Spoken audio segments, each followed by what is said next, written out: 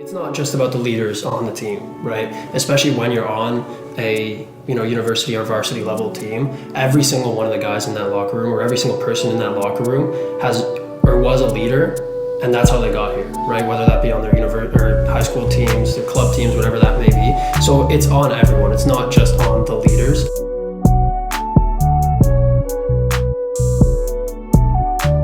Sexual violence in its many forms continues to be an issue on Queen's campus and on campuses across the country. 58% of students who responded to the Queen's Shift survey believe that sexual violence is a problem on campus. But when broken down by gender, those who identify as women and those who identify as non-binary or two-spirit are more likely to see sexual violence as a problem.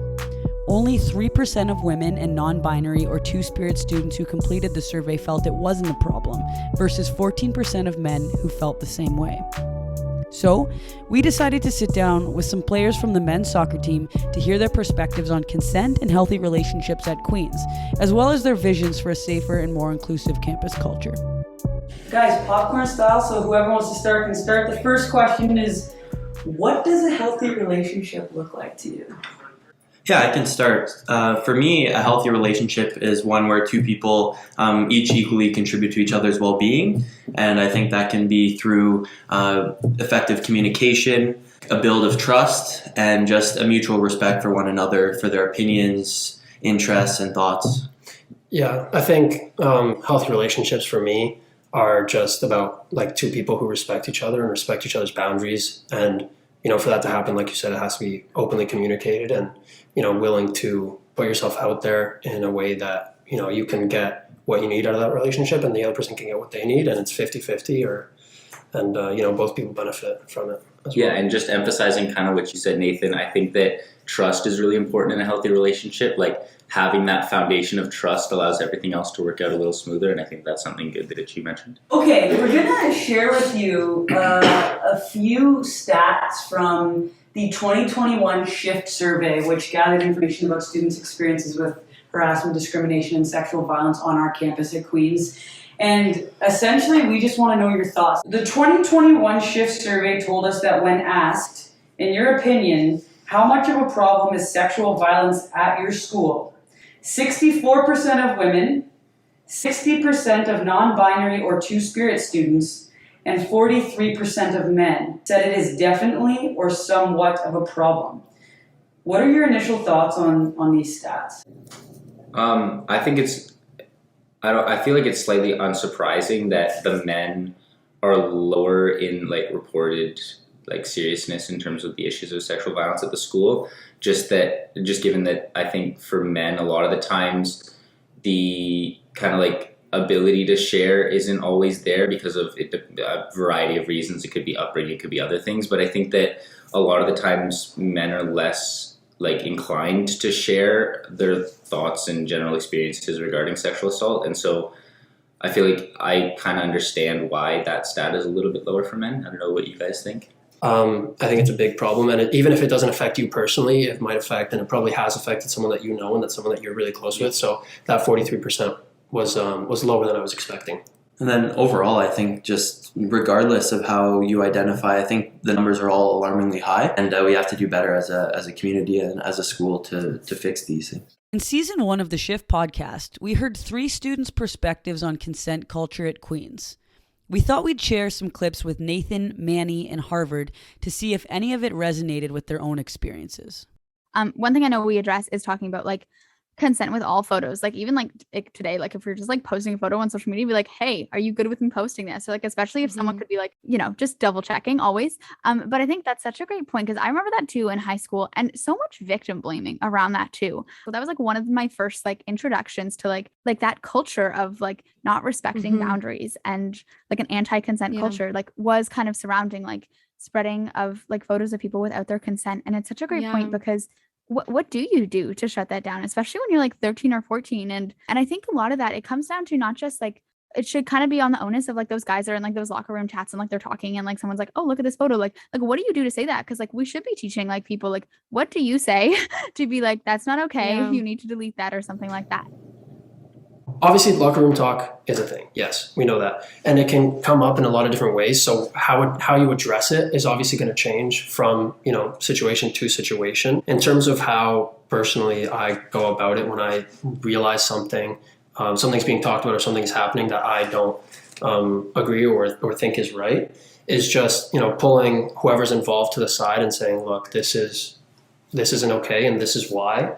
And I think that most people do respond to mature and talking about it one-on-one, and then that's where these issues can be resolved, is having, as leaders on the team, having one-on-one conversations, and then allowing them to change their attitudes towards anything. And I think even before having those one-on-one conversations, at least for our team, and I know there are other teams on campus that are similar, I think we have a pretty good baseline of what is and isn't okay to talk about in the locker room. And I think our locker room culture is pretty good in terms of topics like consent, where I don't think we see that much in our locker room, where there are cases where consent is not being respected, or people are sharing something that someone outside of the room might not want to be shared within the locker room. And I think that having that kind of guideline, and I'm trying to find the word for it, but having that kind of environment in the locker room is very helpful to preventing this issue before it even happens. And then you won't even have to have those kind of one-on-one conversations talking about what someone said and why it's wrong, but it's kind of just an accepted thing that within this locker room we don't really overstep. And then lastly, I think if there is something that is serious and it's beyond the scope that can be dealt with as a leader on the team, I think it definitely needs to be put more aware that it needs to be brought up to whether it's a coach or somewhere in the school that can provide support or help. But I think if something really gets serious, then it does need to be brought up based on the statistics that it's not brought up enough. It's not just about the leaders on the team, right? Especially when you're on a university or varsity level team. Every single one of the guys in that locker room, or every single person in that locker room has or was a leader, and that's how they got here, right? Whether that be on their or high school teams, their club teams, whatever that may be. So it's on everyone. It's not just on the leaders of the team. It's on everyone to have that sort of discussion. And if you hear someone say something that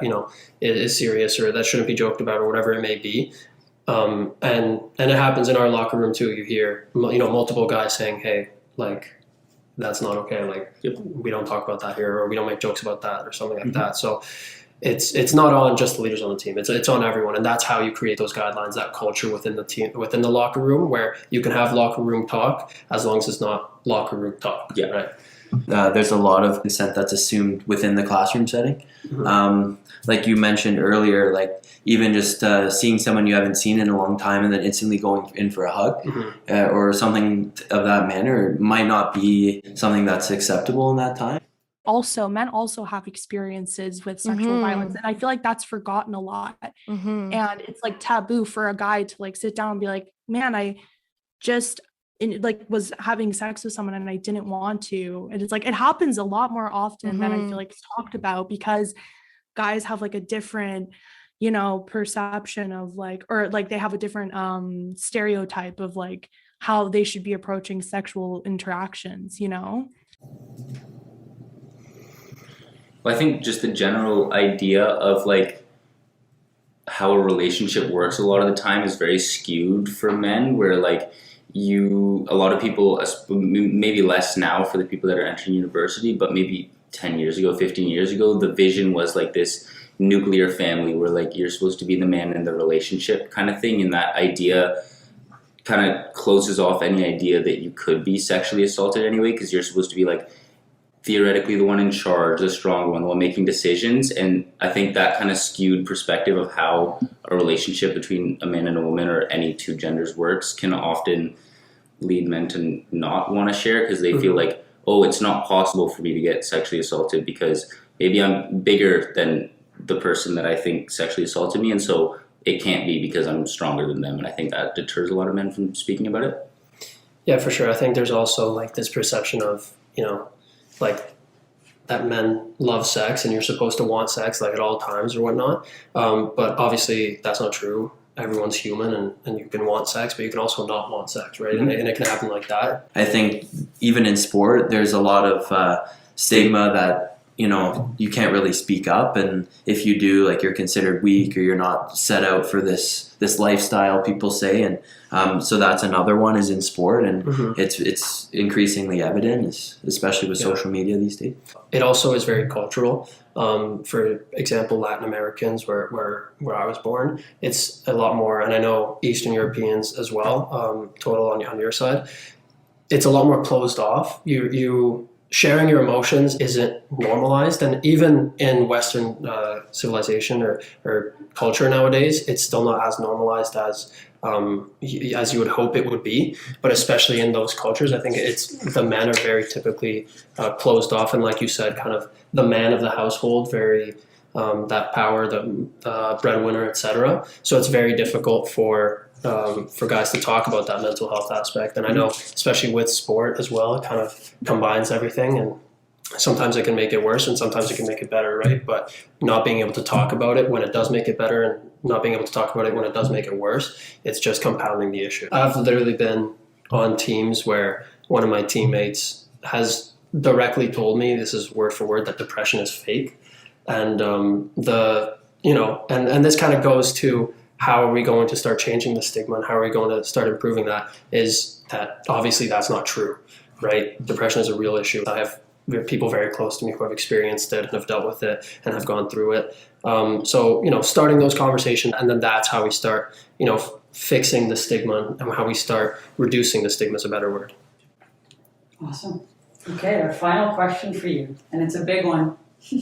And not expecting you to have all the answers, but the question, after listening to the three folks on the podcast share their perspective, is, what do you think needs to happen for there to be a meaningful and lasting culture shift at Queen's? And so that is around consent culture, and also just around, what are we going to need to do to make sure that everyone can feel safe and included on this campus? So a question that I've been burning to ask the both of you is, who or what do you think is the biggest contributor to the culture shift that is so desperately needed at Queen's? And who else do you think needs to be a part of the conversation? I feel like it's the apathetic students a little bit. Like, there's always going to be students that are driving hard for advocacy, and like that's so awesome to see, but they're always going to be there, and they're already doing that amazing work, and like they need more. And then unfortunately, I think there's always going to be kind of students that unfortunately just like are not there with the initiatives. But I think there's like literal tens of thousands of students like in between that are just kind of like apathetic, not really paying attention. And I think those are the ones, unfortunately, like I'd love to say it needs to come from administration, but I think like some of the biggest things we've seen, like Swim by Smith, talking about the consent one, like our win, like all the students get behind it. And so I think those are kind of those students that are on the fence and not really like listening in often, but when they start to get behind it, like those are the numbers. And I think that's when we start to see the change. So like, you're probably not listening to this podcast. But if you are like, and if like you're seeing like events by like consensual humans, you're like, oh, that's not really my thing, but like good for them. Like show up to an event, like, and like engage in those conversations. And even if you're like, well, I like, like I think I get it, I don't need to talk about it. Like, it's still helpful to like have these conversations and like talk about how you can make a positive change at Queen's. And so that's I think where I see like the biggest vessel of change. That was such a great way of saying it, for sure. Yeah, no, I fully agree with that. I think for me, the biggest contributor definitely is the educators, and not necessarily in like a university setting. I think that if we start our education at the age of 4 years old, and if we were able to just continually be educated on how to have respectful relationships with one another from a young age forward all throughout our lives, I think that would be a big change in how we address consent. That's also when we're older, and it would destigmatize a lot. So I feel like I'm going to end up being the kind of pessimistic one here. I definitely feel that the university has a huge responsibility in creating this culture shift. I'm mostly saying this because the stats that came out in the student experience survey weren't all that surprising to me, and I'm sure weren't surprising to a lot of people. And I just think that there is a lot that's happening through students and people who are really passionate about this and driven. But I also think that to make any like really hardcore changes, it really needs to come from the university. In terms of creating a lasting culture shift, especially I think that being the key word, the lasting culture shift, not just like a 1 year thing. The podcast brings up the Stolen by Smith. And as a commerce student, for first of all, for people who don't know, Stolen by Smith was an Instagram account, and essentially it highlighted the stories of individuals in the commerce program who either felt microaggressions based on their race, gender, sexual orientation, et cetera, or not just microaggressions, but aggressions in general. And it blew up and eventually made its way back to faculty and ended up making a change. But my point is that gathering, like the podcast said, I think gathering the voices of the students, I think, is the biggest issue, because if the students aren't backing something, nothing's going to happen, right? The faculty can implement what they want, but if the students don't believe in it and if they don't actively participate in whatever program or whatever education is happening that Queen's is offering, then nothing's going to change, and that lasting culture shift isn't going to happen. Maybe consent culture is very educated for the first years coming in this year, but then the next year, no one gets involved, and the culture shift is only within 1 year, right? It's not within all 4, all 5, and then including the grad students at Queen's. And I think kind of referencing the apathetic students mentioned in the clip, and like those students that aren't super for this and just kind of don't really know about it or don't really care, haven't really put any thought to it. I think that the onus is kind of on Queen's to like ramp up that education for those students. And I know obviously it's super easy to sit here and say like, oh, we should educate people more. And like, obviously we're not in the position of Queen's where we have to design these courses and send them to the students and get them participating. But I think that just having like a widespread education system for students on this topic, like it could be mandatory, like once a semester, 1 year lectures could be dedicated to it or something along those lines. Obviously I'm not the one with the answers to how to do it, but these are just like mini ideas. But I think that educating those students that don't think about it will lead to positive things, because all of a sudden that vast majority that don't think about it now have that seed planted in their head, and it'll grow, and then it doesn't take much for them to start supporting. And if you see something, say something, simple things like that, where a lot of people might see something and just not think twice about it because they don't know or they don't care. Yeah, and I think just to kind of summarize what you guys have been saying is just a genuine commitment by people in leadership positions within the school, faculty, student leaders, just to have that commitment of this is what needs to happen, and then creating a plan, whether that be because you can't just do something instantaneously. It's definitely a process that needs to be built on, but start off with a goal for what to achieve in 1 year, and then go on, okay, what do we want to achieve in 5 years? And then after that, what do we want to achieve long term, so that all the students that come into Queen's and that have already been living at Queen's have that knowledge and have that ability to speak up when things happen to them and they can feel comfortable. For sure.